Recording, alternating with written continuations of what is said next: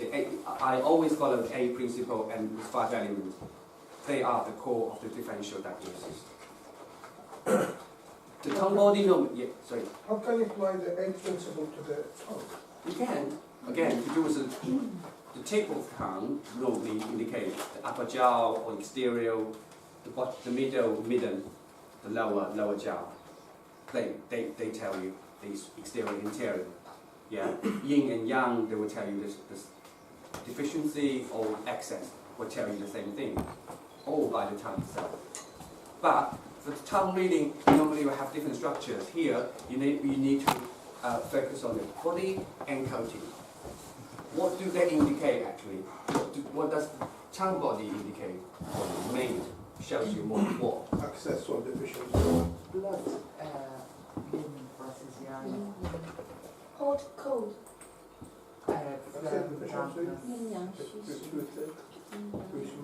So the tongue body normally indicate internal organs issues.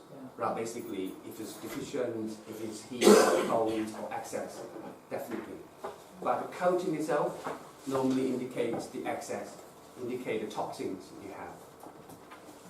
So when you look at the tongue, again, structure, look at body first to tell the internal organs issue, the problems. Then you look at the coating. They normally indicate whether they have a complication of toxins inside. So tongue body will include like color, texture, and the shape. The coating will be the same like color, texture, thickness, and moisture. Again, normal tongue is light red or medium-sized shape and thin white moist coating. You're not supposed to have very thick coating. You're not supposed to have very puffy tongue. Again, we will talk about the tongue body. Our look can be a bit too straightforward because when you look at tongue, okay, you can see the tongue is very broad. Yeah, so you can say broad tongue. Normally you say big tongue, but actually this puffiness tongue can have thin in thickness, and then broad on the width. That indicates different things than those puffy tongue, big and filled up, or filling up the whole mouth tongue. They could be different. Yeah. So what are the difference? What do they indicate? The first one is the deficiency. What deficiency? If it's like pink tongue, Pink tongue, broad, but thin, not really bulge out. blood deficiency. Qi deficiency with blood deficiency. Yeah, yeah, yeah. Because qi stretch out big, but because of lack of the blood to fill it up, so it's blood deficiency because of pain. If it's red, yin deficiency, or at least blood and yin together. Yeah. So when is the tongue coming to you? 2 marks, but small. You sing a lot of these, yeah? Small tongue, puffy, 2 marks, but quite small. What do they mean to you? Different is the blood. Bing bong. Yes, yeah. Quite often, blood deficiency, if it's red or tender, yin deficiency. So you have qi deficiency and yin deficiency. Possibly blood deficiency too. Tender. Yeah. What is tender? Tender means looks very fine texture on the surface of the tongue. Yeah. So you not again you can see the tenderness is a very like lean beef or tuna fish. The fresh one, the raw one, not the cooked tuna fish. Yeah. Or if it's pale color, could be like a red or kind of salmon fish texture. That's tender. Have you got a Chinese character for that word tender that you're using? None.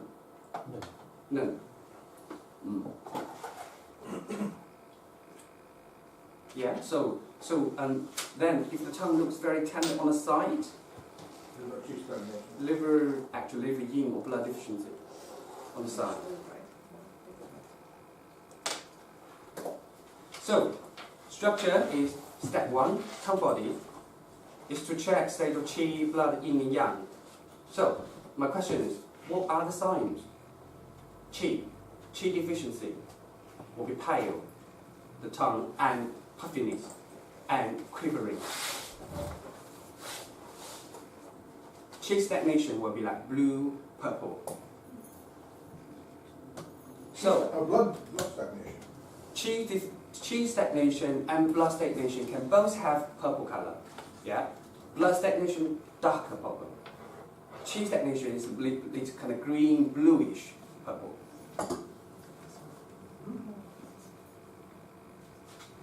Blood deficiency, pale but very slim size.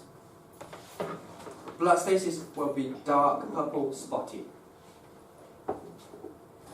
Yin deficiency is slim, red with cracks. So you can see slim, red, cracks. Yeah, and not much coating. Then if it's cold and damp, quite often puffining with like, because wind and damp is mainly an excess, mainly toxin. It shows more on the coating itself, not the body itself. If it does shows on the body, it's puffiness. Yang deficiency will be pale, puffy, and wateriness. So the difference between yang deficiency and yin deficiency is the color much paler, sometimes can be blue and watery, covered by a layer of water. Do you understand what's that watery pose? Because the yang is not drying the external. That's right, but did you actually see anybody have that watery? Yeah. Yeah. Okay. And the fire and heat would be red spots. Right. Yeah, or red color. Yeah. So the step 7, the tongue coating is to check the state of accumulation of toxin to get a general picture of the state of the internal organs and toxin. Cheese stagnation, normally thin white, is not really showing too much, unless we say if this is cheese stagnation can show the purple color, blue or purple color. Blood stasis, no, sorry, what's that? No, sorry, this is the coating. Cheese stagnation doesn't really show too much on the coating, it's more the body. Yeah, blood stasis also doesn't show too much on the coating itself. But blood stasis has nothing to do with the coating. Not too much Show showing. the body of the blood. Yeah, because the body reflects the blood more, so it's more the body rather than the coating itself. Coating normally indicate the toxins from the stomach. Yeah, from the middle jar. The yin deficiency normally no coating or geographic tongue, so just actually so missing. You can see a lot. I believe you often your own practice. Cold and damp is normally moist and greasiness. Yang deficiency quite often very on top of the greasiness, the only white watery. And fire and heat normally indicates yellow color. So what I say is, however, the most difficult part of tongue really is to tell the complex look of the tongue and identify all individual conditions. For example, pale, broad surface with tooth marks but thin in the thickness, or puffy tongue with tender tip or side edges. They are different. So when they mix together, you might not pick up all these in not all of them. You might pick up one or two. Yeah. So as I say, when you're more experienced, you might be able to pick up more from that. So when the tooth marks are very visible, you said, or I said, and you agreed, speech deficiency. Well, you said if they are contracted, if they are smaller, what does that mean? What means that? If the tooth marks are smaller than usual, not very visible, but you can still see it. Well, that still means, if you see tooth mark, that means it's G deficient for sure. Yeah. But they're not severe enough. Not severe. Or the dampness are not severe enough to show enough. Or plus, just because the tongue, you have the blood deficiency, so the tongue too small to be able to showing too much of those. If it's severe and you're trying to treat whether by acupuncture or herb, does that mean you're treating either acute or chronic? Well, it depends. Okay, so the case is, when you are able to treat acute by just doing like exterior and reduced methods, if it does work, it works. But it doesn't work, quite often means more further deficiency need to be looked at. And you need to really explore more. Yeah. Another case, or let's just share with you another case. This is I have a case. The tongue looks like some part got a thick coat, but some part just no coat at all, like a matte.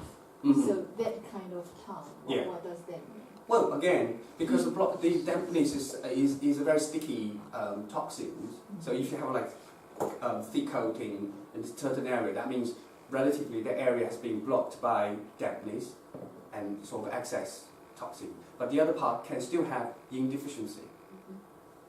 Yeah. It's nearly like, for example, stomach area. Some part is really thick coated. Another part is just a missing no coat. coated at all. Yeah, this is what we call a pilling. Pilling of the What coating. does that mean? Stomach yin deficiency. Yin deficiency. Yeah, stomach yin deficiency. And some heat, then some yin deficiency mixture. Yes, that's right. Yeah, or not necessarily heat, because if it's a thick coating, it's quite often is dampness. So you could have dampness with yin deficiency. They're very common in clinic. Oh, yeah. Yeah. So and it's not always whole body yin deficient. It could be just the stomach yin deficient. I have this gentleman interesting case last week, particular for this the coating of that. I was sitting for student clinic observation the other day, last week, for year 2 acupuncture student. They have a case come previous clinic days, and he had a claim on this area.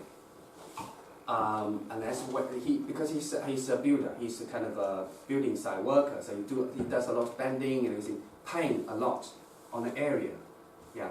And then he just have the symptoms of like yin deficiency, like he feel hot at night, sweatings and all these. And particularly his tongue, in the middle of the tongue, stomach area, a kind of blue color of coating with missing coating, so it's a pilling, the stomach area, yeah. The previous lecturer was treating him because she thought that it's the gallbladder meridians blockages. So she was usual conventional treatment, doing gallbladder and helping to a little bit kind of yin tonic on that, so kidneys and everything, and the dampness because his tongue was greasy, white greasy coating, but with that only just in the middle of the stomach pilling. And the student didn't really understand what actually problems was. And then so when he come to me, we check his tongue and the body, and then we check also his meridians, and he actually for the first treatment he said it's less frequent pain, but the pain's still the same level and it's still the same area. So when we palpate, it's actually showing on the same side of stomach meridian troubles. So we treat in the end the stomach meridian instead of gallbladder meridian, and because all these stomach areas feels all very hollow, very weak along this area, and again it's the left side of that. So that actually shows me this is stomach yin deficiency. But also he also sort of like stomach 40 feels quite tight and noduly, and some of the area weak, some of the area very blocked. So we think that's mixture, stomach yin deficiency and stomach or spleen damp accumulation along the area. So I was using the treatment for his the local area, and also obviously some distant point. Particularly, we're using the stomach 40, and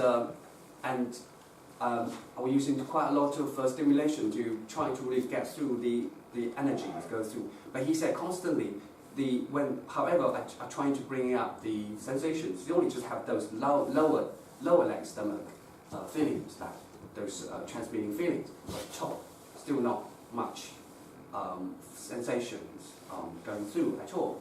But while he has needles, all his stomach 40 area, a big ring of redness coming out from there, and he constantly feeling the area very active all through the treatment. After remove the needles, only that area very hot. You can feel that sort of all the heat coming out from there. Yeah. So the blockages, I believe that blockages all just between here and there. Yeah, the energy is not really going through, but it's coming up. Then after treatment, it feels so much better. The movement and everything get better. So, as I say, that shows things as long as you get it precisely and correctly. And also, it does indicate things. And if you're not sure, then you can check the meridian. That will tell you more. Okay.